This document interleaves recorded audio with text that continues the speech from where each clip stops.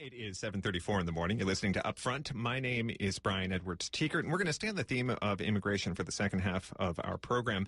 I think, importantly, this is the area where there's the clearest nexus between rhetoric coming out of the political class in Washington, particularly the Trump administration, and some of the really fringe-right figures who have been popping up on the streets of places like Charlottesville and last weekend, San Francisco and Berkeley.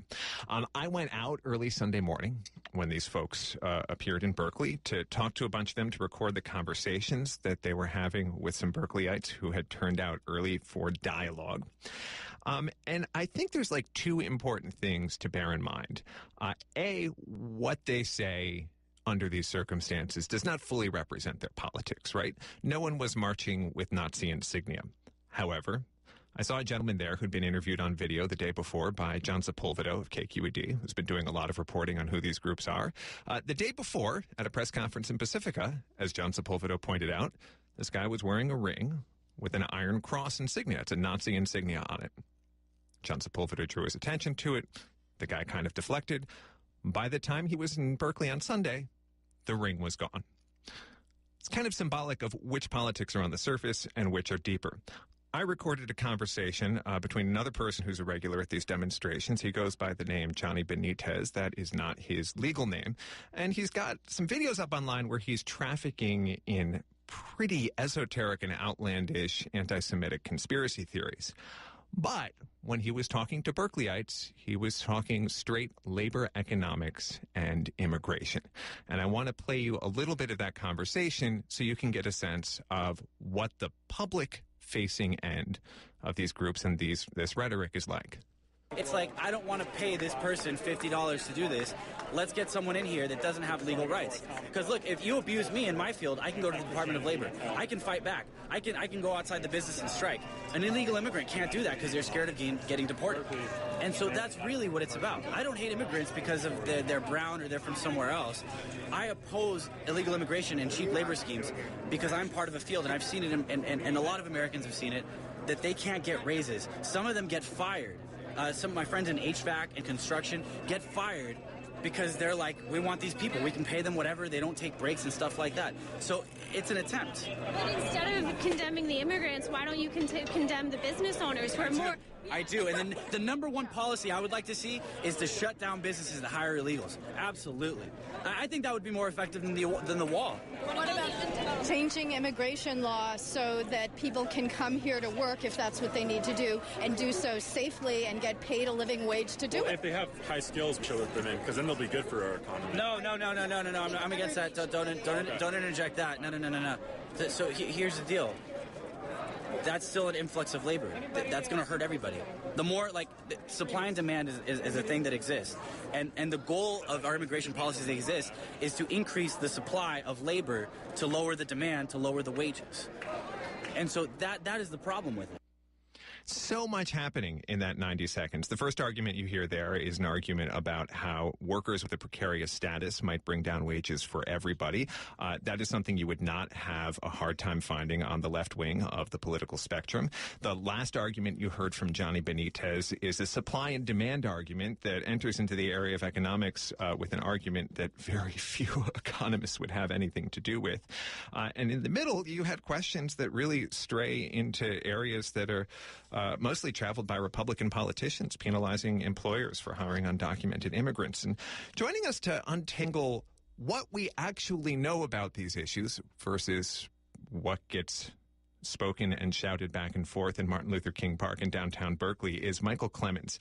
He's a senior fellow at the Center for Global Development and a research fellow at the IZA Institute of Labor Economics in Bonn, Germany. He's got a book coming out soon called The Walls of Nations. Thank you so much for coming in. Thank you so much. I want to start with that basic supply and demand question that Johnny Benitez ended with. There's only so much work. More workers come in, wages go down. What's wrong with the reasoning?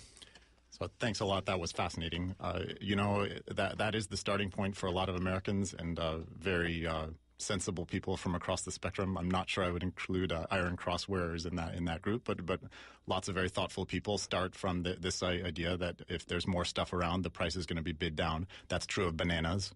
And you say, sure, if there are more workers around, the price of work, labor, is going to be bid down. I'm going to go out on a limb on the radio this morning in public and say that people are not bananas. And I think there are three ways that economists can help folks think through the specific ways in which people are not like bananas. One of those is that people are not just sellers of labor, they are consumers of the produce of other people's labor. That is, immigrants don't just come in and put labor on the market. They also consume stuff. They buy stuff. Americans are the producers and sellers of those things, so they provide a stimulus that way in a way that bananas do not. People are also entrepreneurs in a way that bananas do not create jobs. The most visible part of that is that 40% of the Fortune 500 were founded by immigrants or the children of immigrants. So there's a huge swath of all American employment that is coming from people coming into this country, some of which came as high-skill immigrants, some of which did not. And a third way that's maybe the most important of all is that people, in addition to the wonderful human beings that we are factors of production. They're factors of economic production. A person in a field with a tool, a person doing childcare so that somebody else can work is providing a service that makes other people, other labor, often U.S. workers, more productive, and or using tools, using capital, using land that is American-owned, and making that capital more productive, complementing the owners of land, capital, and labor who are already here, as bananas don't. So a concrete example might be you're a strawberry grower. There's a shortage of farm worker labor. You have strawberries rotting in the field. However, if an immigrant comes and helps you harvest your crop, strawberries are entering the market that wouldn't have been in the market before. You as a grower have made money. Your farm worker has made wages. You're both spending them elsewhere in the economy and putting money into circulation. Everybody's a winner. In many circumstances, everybody's a winner, and over the long term, everybody can be a winner. There certainly are short-term displacements of limited numbers of U.S. workers that occur from immigration, but those are massively offset by the benefits. Okay, so I want to walk through some of those places where there's been work to try to assess whether there's short-term displacement. You've done original quantitative research on the Braceros program in California. It was a program that brought tons of Mexican farm workers into the United States during World War II, continued into the early 1960s, was abruptly cut off by the Kennedy administration, partly at the urging of Cesar Chavez and the United Farm Workers, who thought it would improve their leverage organizing American citizens. What happened when all that labor suddenly disappeared?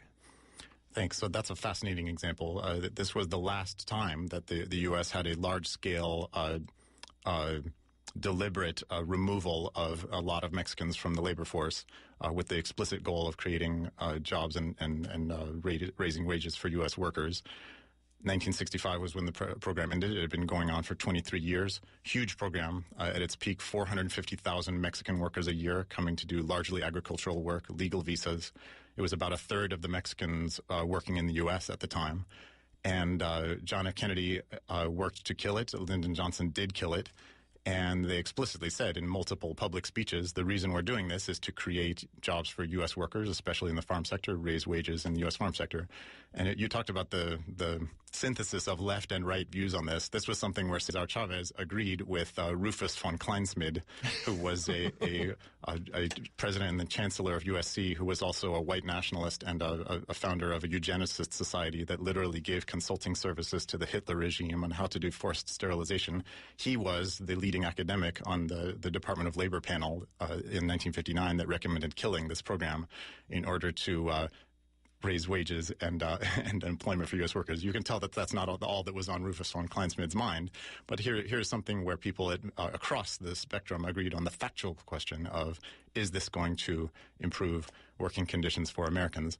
What my co-authors and I found really remarkable, Hannah Postel, Princeton University, and Ethan Lewis of Dartmouth, was that nobody had ever tested that factual question using data that were available at the time. The USDA was doing detailed surveys across the nation of farm wages, farm employment, whether people were moving between states to take jobs. you had this remarkable event where in between 1962 and 1965, I should say, hundreds of thousands of Mexicans were deliberately removed from the labor force. And you could watch, if you were interested in the data, in the facts of the question, whether Americans came to take those jobs, whether wages were bidded up. And the reason you can do that is because different states were affected to massively different degrees. So, as you mentioned, California was hugely affected, but 26 states had no braceros at all. So you can compare wage trends and employment trends to places that were untouched by this policy and places that were heavily affected. So it's a good natural experiment. It's a natural experiment, and economists look for that kind of thing all the time. Nothing happened at all. We can't detect any difference between the agricultural wage trends, and I'm talking about specifically the kind of work that these people were doing, very often hand harvest and simple field prep, hired seasonal farm wages, and hired seasonal farm employment trends. No difference in the trends of those things in places that lost 10, 20, 30% of their hired seasonal agricultural labor force due to the expulsion of the braceros, and places that were totally untouched. Well, so what did growers do? I mean, you don't see your workforce wiped out and not raise wages and still get the same work done. So that's the thing. Pretty strange to have a guy who comes on and says people aren't bananas, but that's my main message this morning. People are incredibly complex. Employers are incredibly complex, and there's a whole lot that a farmer can do to respond to a labor surplus or a labor shortage, other than bid up wages or bid down wages. It's particularly easy to see that in farming, but it's true of all sectors as well, high skill sectors as well. In farming, you have a labor shortage. There are many, many things you can do to adjust to that, other than keep doing exactly what you're doing in every way, shape, or form, but bid up wages to try to get local teenagers or others to come into the fields. If there's more labor, you can invest in machines that complement labor, like trucks and farm tools. If there's less, you can sell or rent out that equipment. If there's less, you can buy equipment that substitutes for labor.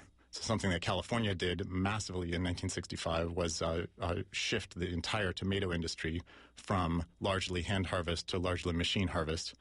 That happened extremely rapidly right at the time of the bracero expulsion, and as a result of it, that is, those guys were primarily replaced by machines for tomato picking. You can adjust the quality of output. So if you're producing for fresh market, you can pick slightly lower quality produce and produce for processed canning market. You can adjust the price of your output, bid up the price of tomatoes a bit. You can shift production to different areas where there's more labor. You can shift production to different countries. And some of the tomato producers did move production south of the border in response to the bracero expulsion. You can even exit farming entirely and invest your capital somewhere else where it's more productive. And over the long term, the entire U.S. economy has been doing that, and that was accelerated to some degree by the expulsion of the braceros. There's just a wide range of things you can do other than sit in your office and say, well, all I can do is bid up wages. I'm sure there's someone in our audience thinking the government didn't necessarily kick 400,000 people out. It took away official permission to work from 400,000. That's true. Surely there was some number of people who continued to work in an undocumented status. Is that captured by your analysis? So that's the really, really remarkable thing, and this also speaks to the gentleman who's recording. We heard some of the points he was making. In 1954. A bunch of changes to the bracero program were made that made it more usable to employers, and they greatly increased the cap of visas that were allowed from about 200,000 to about 450,000. That is something more closer to meeting the actual needs of farmers at the time. Bracero program had all kinds of problems associated with it, major problems that led to major human rights abuses. But what that 1954 reform did do is obliterate unauthorized migration at the border. If you look at the apprehension statistics of the INS at the time, they just collapsed to near zero in 1954. They stayed near zero until 65, and started to creep up again after 65 when there were no longer legal channels for any of these farmers to get the job done by the people they wanted to work with. And it was a perfect storm, because it was exactly at that time in the late 60s, early 70s that there was a surge of youths into the population of Mexico as it went through a major demographic transition. Huge pressure south of the border for people looking for jobs, and almost no legal channel for that to happen, created a huge black market in labor and all of its many harms to Mexican workers, harms to U.S. workers, harms to national security. That was a product of the elimination of legal channels. We are speaking to Michael Clemens. He's a senior fellow at the Center for Global Development and a research fellow at the IZA Institute of Labor Economics in Bonn, Germany. His forthcoming book, The Walls of Nations. The big example that was cited, particularly during the 2016 election cycle, to support the argument that quick immigration of large numbers of people can hold down wages for American workers, native-born workers, was research done on the Mariel boat lift of Cubans to the United States during a period when the Castro government said, you know what, if you don't want to be here, go. The workforce in Miami went up by almost 8% in a short period of time. There have been several studies on what happened as a result, but the one that came out during the election cycle last year from someone named George J. Borjas says if you slice the working population down to people who are low-skilled and look at the impact there appears to have been damage to the wages and job prospects of native-born workers. What do you think of that research?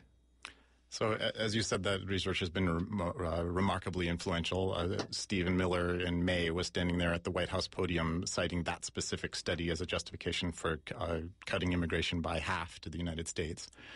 And just separate from the results of the study, and I want to dig into that to the extent that we have time, but I just want to point out that as you said, that resulted in an 8% increase in the population of Miami in 1980, huge inflow of people.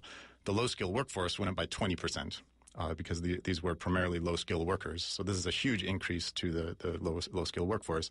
No matter what the result of that study was, that would be absolutely ridiculous to cite as a justification for slashing U.S. immigration by half, as the White House has enjoyed doing. Why?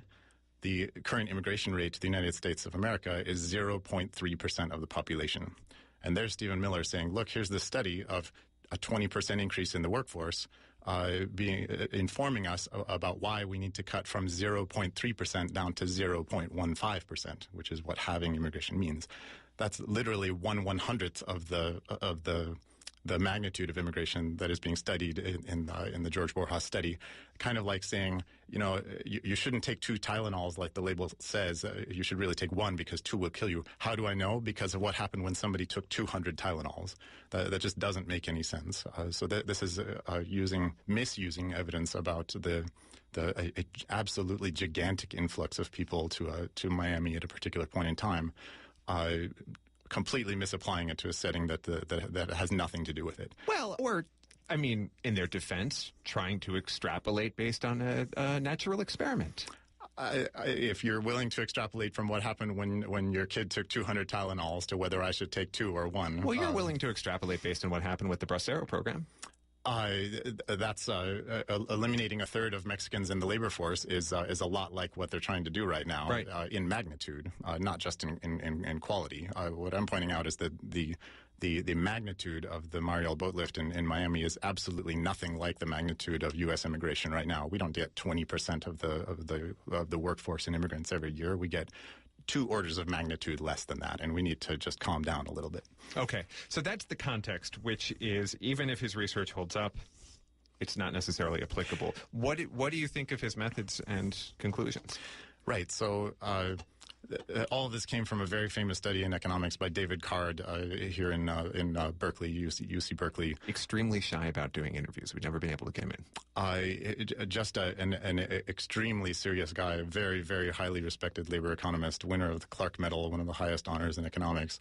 He did a study in 1990 simply comparing what happened to wages and employment in Miami when 20% of the low-skilled labor force suddenly went up, to other similar cities where that didn't happen, and couldn't detect any difference in wages or employment for various groups of people.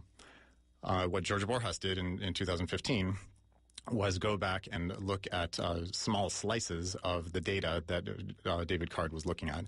David Card was looking at low-skilled workers in general, low-skilled workers being defined as people with a high school degree or less. Borjas sliced out of that just people with less than high school. David Card included in that group Hispanics, which is, to me, the only sensible thing to do as a labor economist, since Hispanics would be expected to compete most closely with Cubans. George Borjas sliced Cubans out and just looked at non-Hispanic workers. No women in the sample of George Borjas. He also dropped all workers below age 25 and above age 59 to get a really minuscule sample of people. And when I say minuscule, I say that because the data come from the Census Bureau. It's a sample of the population. It's not data on the wages of everybody in the population. It's what's called the current population survey. And once you slice it down to such a small group, you're looking at an average of 17 people a year. Very, very, very small group of people looking at their wages. And not just that, but by eliminating Hispanics, by eliminating people who have a high school degree, by eliminating women, you are down to a small group of the population that is not just subject to a lot of statistical noise.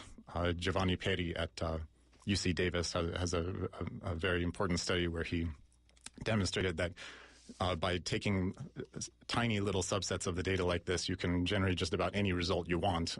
For example, if you look at Hispanics with high school or less in the population at that time, their wages went up a lot after the Mariel boat lift, which is really odd if you think that the Cubans were competing with other Hispanic workers who, like the Mariel Cubans, primarily had high school degree or less. This is something where you could find pretty much anything you're trying to find. Not just that, but the little group that's left is sensitive to other things that were going on. And in my work with Jennifer Hunt of Rutgers University, we showed that there was a simultaneous influx of Haitians at the time, right in 1980, large influx of Haitians.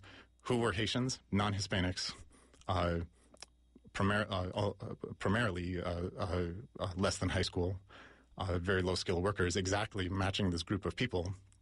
And what we revealed in the data, and this is a major problem with Borjas's analysis, is that the fraction of black people in that tiny sample that he's looking at, average 17 people, goes way, way up after 1980. And you would say, well, you can easily tell if those people are Haitians. Just look at the country of birth.